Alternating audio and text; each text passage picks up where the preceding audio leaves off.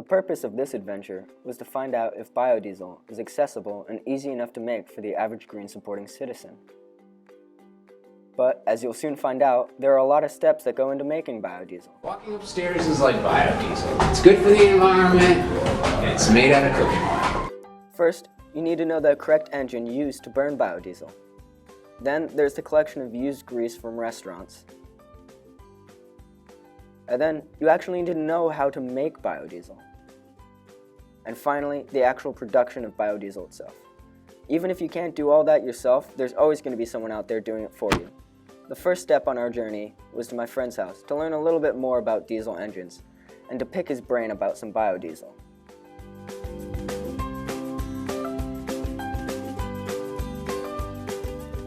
My name is Colin Levine, and I've been working with cars about 5 years now. The difference between gasoline and diesel, in a gasoline engine, the gasoline and diesel, they each use a different way to ignite the fuel.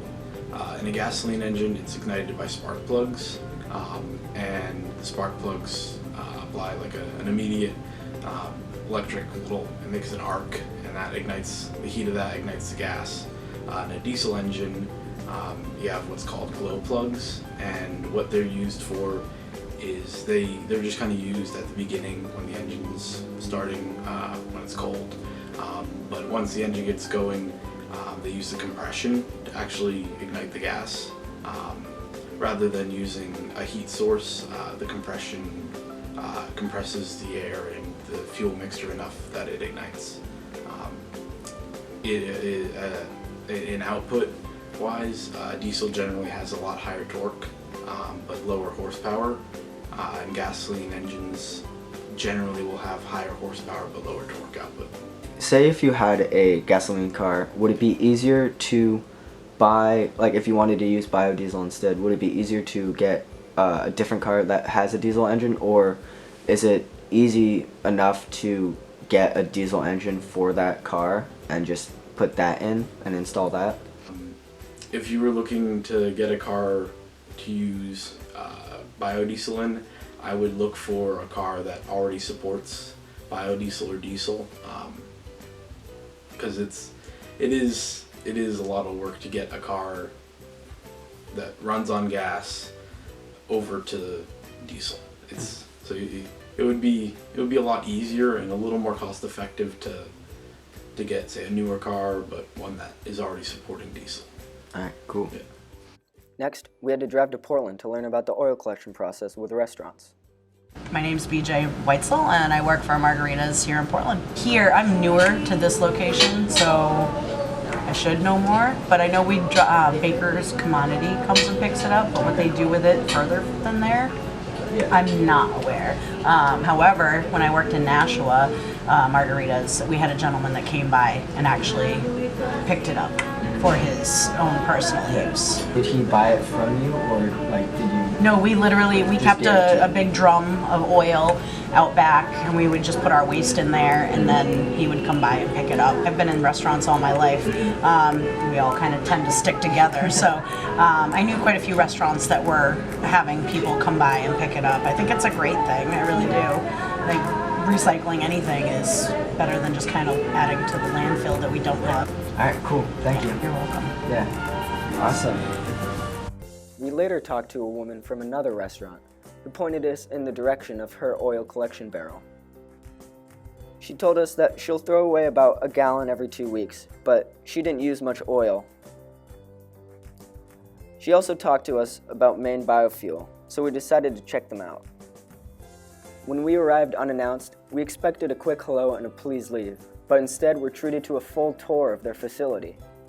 And later, 2 great interviews.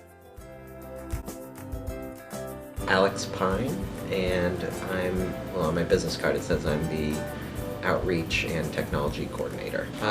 Maine Standard Biofuels has been around for 8 years now. Yeah, we service I think over 1,000 restaurants at this point. Oh, wow. From Bangor all the way down to like New Haven, Connecticut. So we have a fairly large service area. And all of the feedstock for our fuel is collected by us, so it's all waste cooking oil. How easy or like difficult would it be for like one person if they wanted to make their own to get used oil from a restaurant in Portland? So, in terms of sourcing oil in Portland, yeah, the market's pretty much tapped out.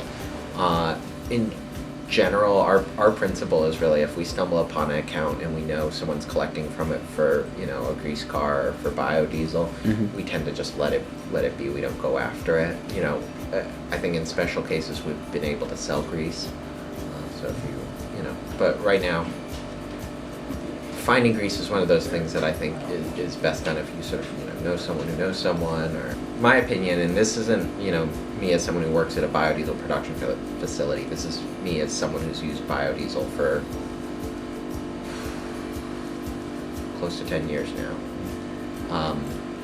I think it is much better that if you have access to a place that makes commercial biodiesel and sells it, it's much better to buy the fuel from a company that's doing that than to make it yourself.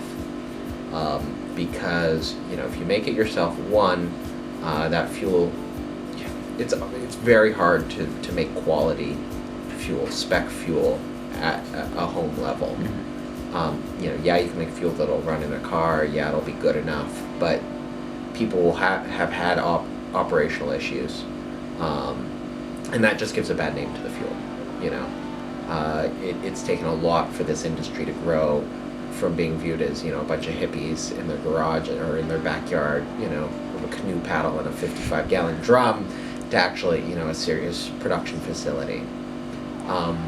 But if you don't have access to it, yeah, I think it's yeah, you could probably make it on your own. There's as a process, it's more efficient to do it on a larger scale. The quality's better and the efficiency's better. And then also just from a safety standpoint. How did this company start, or do you know that? Let's see if he wants to be on camera. Jarman actually founded the company.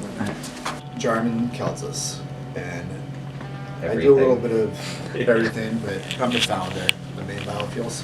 Okay. So I do the routing for collections. I still drive the trucks, deliver heating oil, deliver biodiesel, and sort of oversee operations. So I guess it was like 2003 I first learned about biodiesel, and someone told me you could run a car on straight vegetable oil, a diesel. So I got really excited about that and started reading about it, read some books, and made a small processor, probably a lot like the one at Chewonki. I actually visited Chewonki, this was in like 2005, to see their process, and sort of just went gung-ho and got into it. Started making biodiesel for a greenhouse up in Washington, Maine, a year-round aquaponics greenhouse, and then from there decided I wanted to do this as a career and found this place. We're sort of diversifying from just a biodiesel manufacturer into a biorefinery. So we're actually doing an expansion right now for our other products, which include soaps, bike lubricants, maybe something for the paper industry we're looking at to make that more sustainable. So yeah, we're really growing in the sort of biorefinery aspect. Nice. As well as oil. We're collecting more and more oil every day. We bring on new accounts. After our interview with Jarman and Alex, it was time to learn a little bit more about biodiesel. And who else to do that with but Tom Twist. We started by getting all the things that we needed, like graduated cylinders, mason jars, oil, methanol, potassium hydroxide, scale, and protective gear, including glasses, gloves, and a respirator. The first step was to measure the potassium hydroxide. Then we measured the methanol, which Tom thought shortened to meth would be funny. We shook the mixture of methanol and KOH to dissolve the KOH. Then we had to measure the oil using a different graduated cylinder.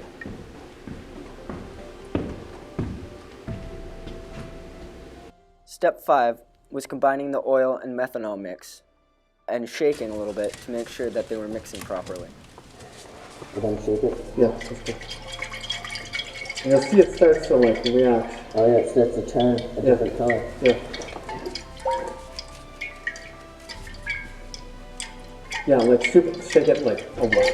Yeah. Like go nuts. Oh my god. Isn't that cool? That's so cool. We had to shake for a solid 5 minutes.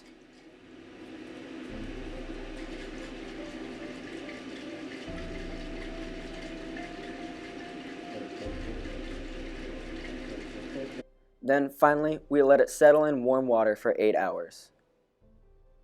And after all that work, I'm left with biodiesel and glycerin.